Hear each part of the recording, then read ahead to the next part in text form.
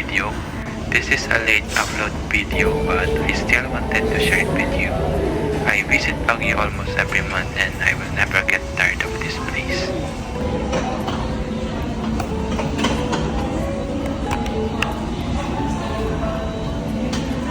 So before we start the day, let's have some breakfast here at Jollibee.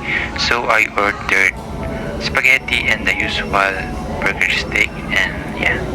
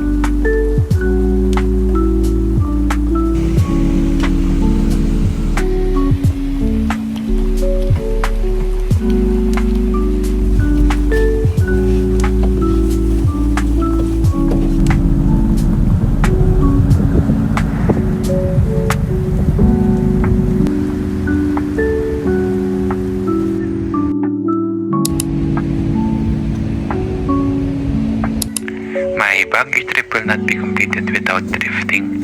I got 2 items in this trip and I will gonna show you later in this video.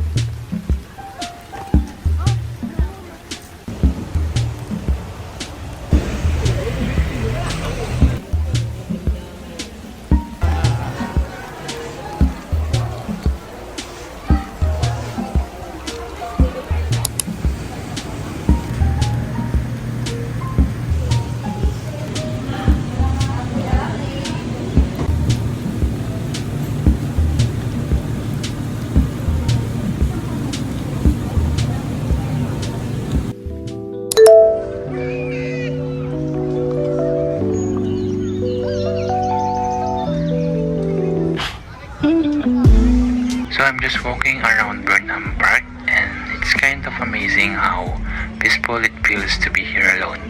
You know, just me, some trees, birds chirping, a little breeze. It's like all the usual noise fades and I can actually hear myself think. As I walk, I can feel everything just sort of melting away. Stress, plans, whatever's on my mind. And I don't know. There's just something nice about having this space to myself. Just soaking in the quiet and recharging a bit. Feels like a little reset, honestly.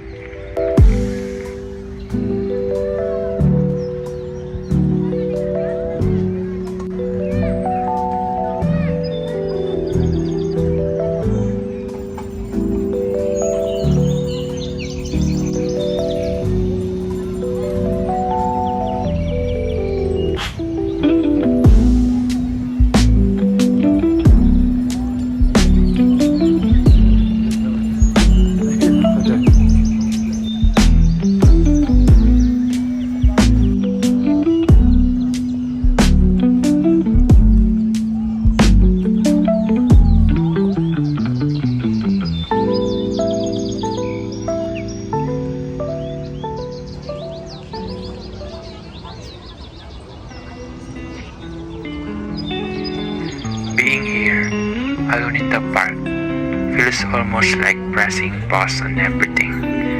I'm just walking with no real plan, just letting myself wander. I am noticing how clear my head feels, like I can think without all the usual distractions. It's peaceful, almost like this little escape, and it's kind of freeing to just be here, enjoying the quiet, no expectations, just a chance to breathe and reset.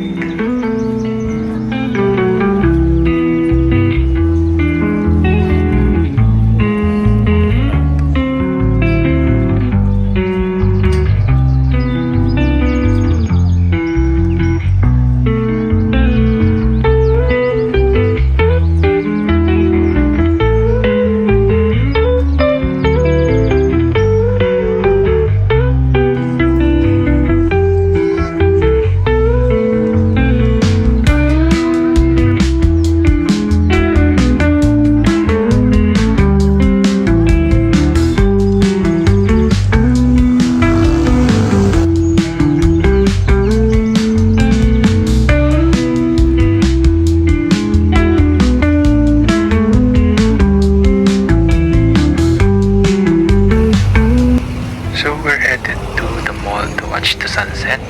The best place to watch the sunset is at SM. You can see the beautiful view of the whole city with the spectacular sunset in the background.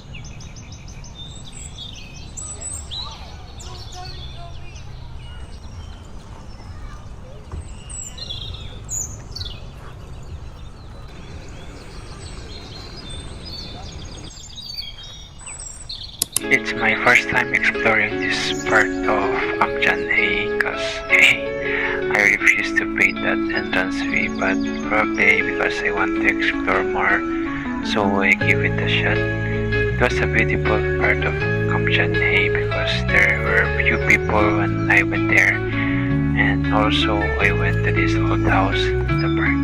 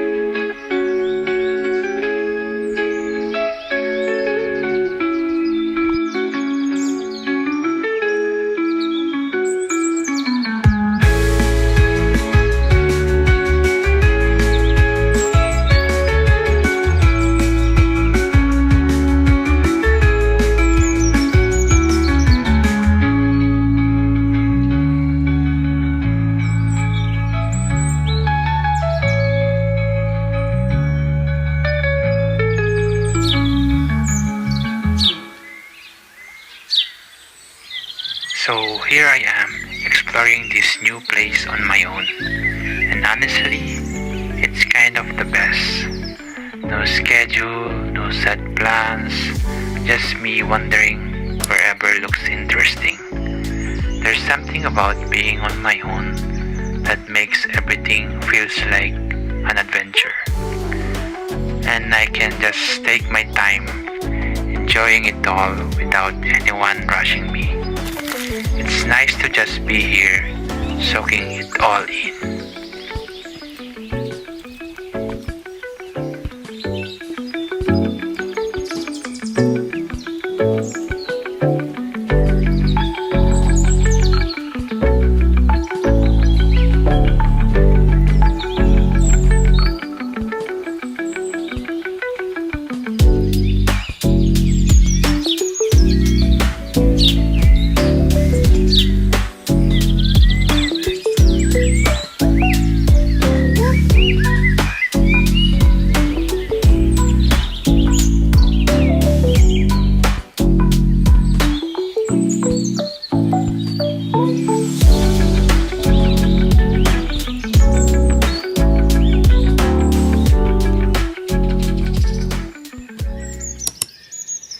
I also went to this old house, the Bell House, which they got from General G. Franklin Bell, who stayed here in the early 1900s.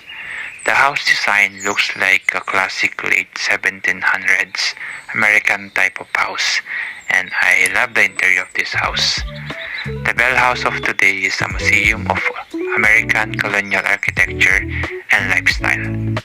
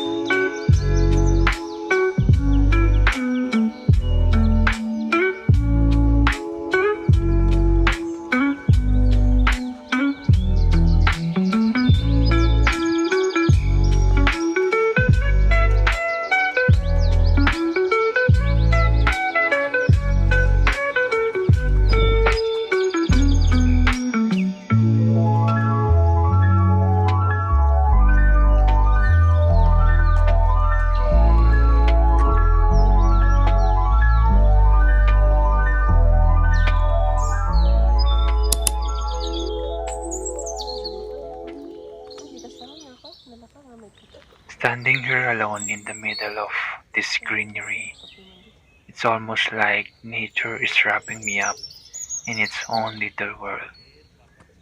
There's a quietness, but it's not empty. It's filled with life. The breeze, the soft crunch of pine needles under my shoes. It's all just feels grounding. Being alone out here, I don't feel lonely. I feel kind of connected, like I'm part of something bigger. And it's a pretty amazing feeling.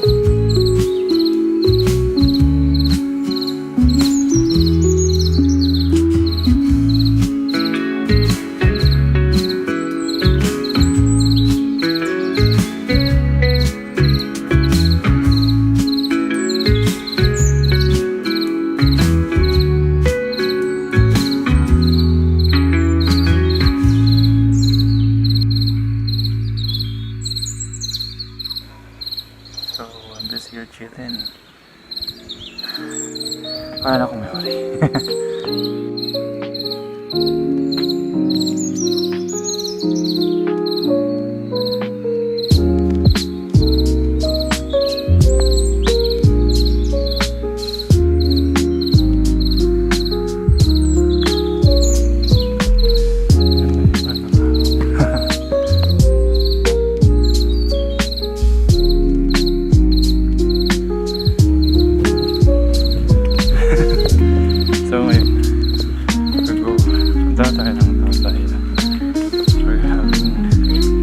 Gonna have dinner with my brother.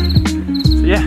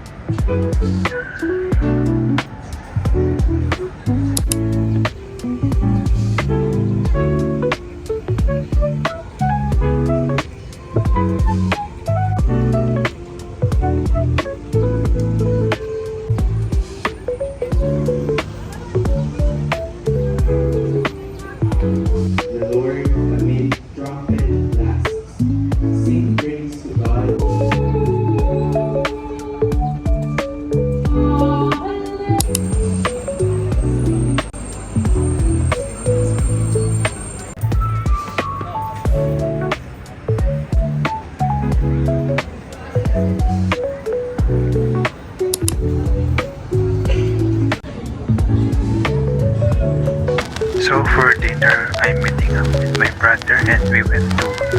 point and grill, and I ordered once again sinigang, my favorite, and the day there. Singirup ang mag-reply.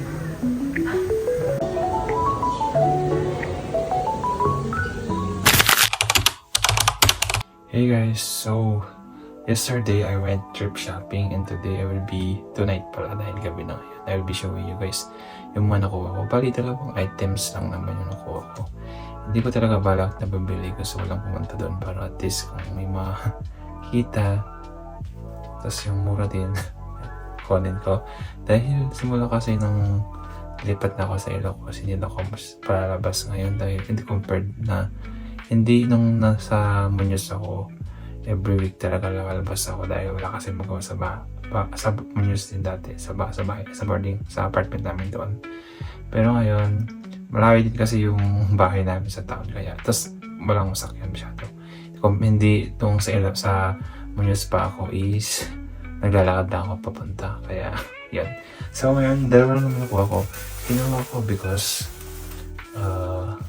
mura siya. Bali, 10 pesos lang yung isang item. Bali, dalawa yung nakuha ko.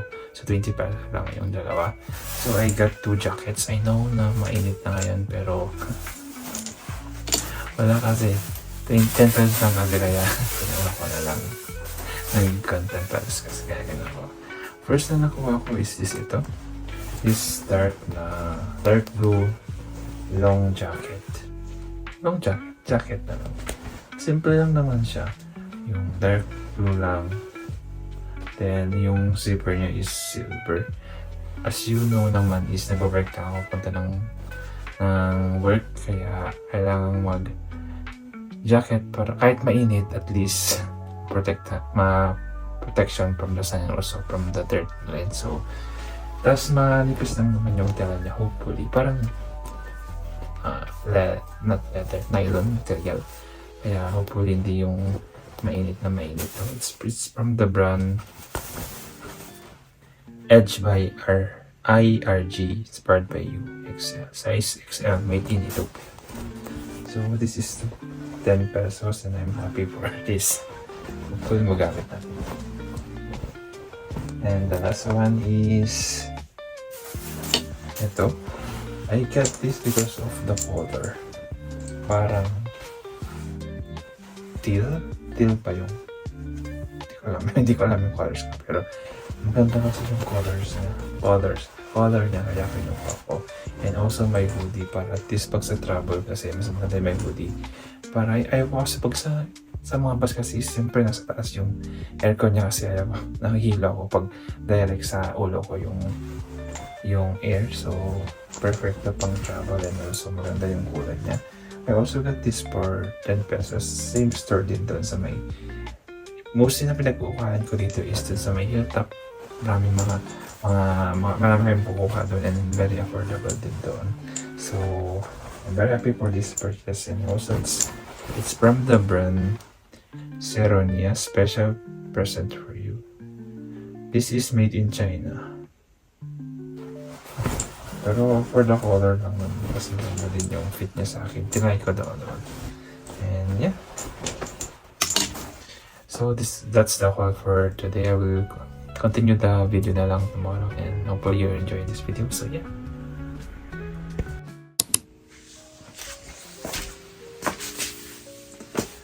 So hey guys, so let's eat brunch because it's already 11 something na. Nalate kasi akong nagising. So we're just having mangoes and rice. Ayaw ko na magluto. So let's eat. Matamis naman. Naaamoy mo talaga yung aroma ng mangga. Matamis. Hopefully. So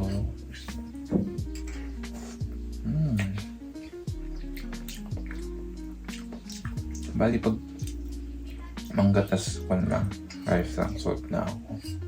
Sarap kasi yung season kasi ng mangga ngayon, there's summer sa Philippines. So marami, pero kahapon nag-check-in ako, mahal din pala dito. Sa Ilocos kasi is around 40 pesos na. Ito. Tapos yung iba pa is binibigay lang, pero dito is around 20, ganun. teka, mahal yung mga bilihin dito sa Baguio. Pero kain pa rin tayo.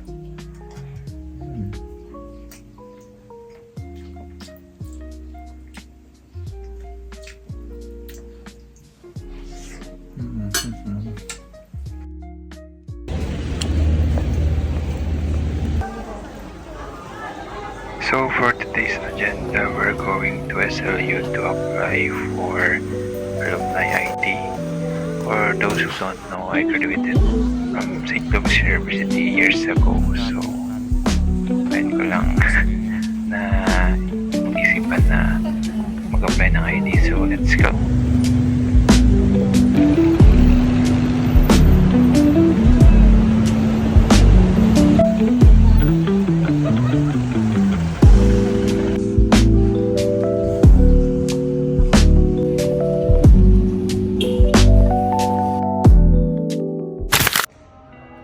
So we are here already at St. Louis University.